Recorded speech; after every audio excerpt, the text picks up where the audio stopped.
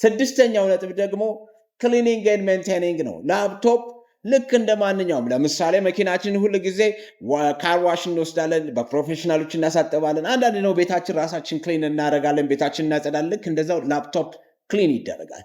ላፕቶፕ ክሊን ሲያደርጉ ዶንት ዩዝ ዌት ማቴሪያልስ ኦር ሊኩዊድ ኦን ዩር ላፕቶፕ ቢኮዝ ስክሪን ውስጥ ማዕት ሰርኪዩት አለ፣ ኪቦርድ ላይ ማዕት ሰርኪዩት አለ። እነዚህ ነገሮች ሾርት ያደርጋል።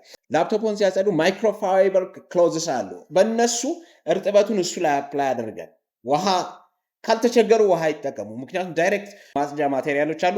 እሱን ማይክሮፋይበሩ ላይ ክሎዝስ ላይ አፕላይ አድርጎ ከዛ ስክሪኑን ኪቦርዱን ያዝ። ይሄ የእርሶ ሬጉላር የጽዳት ሂደት ነው።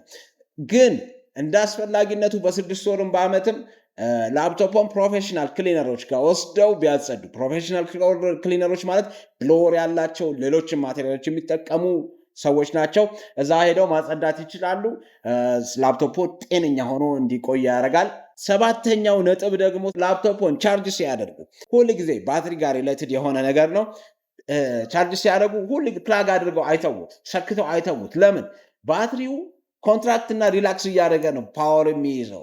ሁል ጊዜ ተሰክቶ ከቆየ ይረግባል። በቃ እንደዚህ ይሆናል። ስለዚህ አይዝም፣ ስቶር የማድረግ ካፓሲቲ አይኖረው።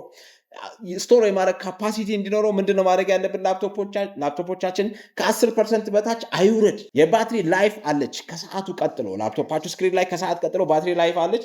ያ የባትሪ ላይፍ ሁል ጊዜ ከ10% አይውረድ። ከ10% በታች ከወረደ ሉዝ እየሆነ የመያዝ ካፓሲቲውን እያጣ ነው የሚመጣው። ስለዚህ ከ10% በታች አይውረድ፣ ከ100% በላይም አይውጣ።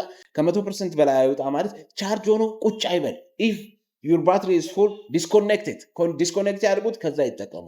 ያ ባትሪ ላይፍ እንትን ያደርጋል። ሌላው ቲፕ የምሰጣችሁ በተለይ ደግሞ ኦልደር ላፕቶፕስ ያላችሁ ሰዎች ማድረግ ያለባችሁ ላፕቶፓችሁን ኤቭሪ 3 months 4 ጊዜ በቀን ወይም 3 ጊዜ ፉል ቻርጅ አድርጉት፣ ኤምፕቲ አድርጉት። ፉል ቻርጅ አድርጉት፣ ኤምፕቲ አድርጉት። ያ ምን ያደርጋል?